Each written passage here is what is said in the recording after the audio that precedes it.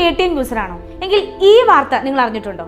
Banking ഇടപാടിലെ ക്രമക്കേടുകൾ കാരണം പേടിഎമ്മിനെ ഇപ്പം നിലവിൽ RBI റെസ്ട്രിക്ട് ചെയ്തിരിക്കുകയാണ്. അപ്പോൾ എങ്ങനെയാണ് ഇത് പേടിഎം യൂസേഴ്സിനെ ബാധിക്കുക നമുക്ക് നോക്കാം. ആദ്യം തന്നെ ഫാസ്ടാഗ് ഒക്കെ നിങ്ങൾ പേടിഎം യൂസ് എടുത്തിട്ടുണ്ടെന്നുണ്ടെങ്കിൽ നിങ്ങൾക്ക് അത് യൂസ് ചെയ്യാം.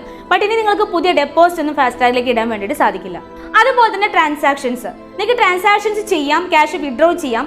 ബട്ട് പുതിയ ഡെപ്പോസിറ്റ് ഒന്നും ഇടാൻ വേണ്ടിയിട്ട് ഇനി മുതൽ സാധിക്കില്ല. ഫാസ്ടാഗ് പോലെ തന്നെയാണ് ഇപ്പം നിങ്ങൾ വാലറ്റിനകത്ത് പേയ്മെന്റ് ഇട്ടിട്ടുണ്ടെങ്കിലും നിങ്ങൾക്ക് ട്രാൻസാക്ഷൻ ചെയ്യാം, അത് യൂസ് ചെയ്യാം. ബട്ട് അവിടെ നിങ്ങൾക്ക് പുതിയ ഡെപ്പോസിറ്റ് ഇടാൻ വേണ്ടിയിട്ട് സാധിക്കില്ല. ഈ റെസ്ട്രിക്ഷൻസ് ഒക്കെ മാർച്ച് 1 മുതലാണ് വരാൻ പോകുന്നത്.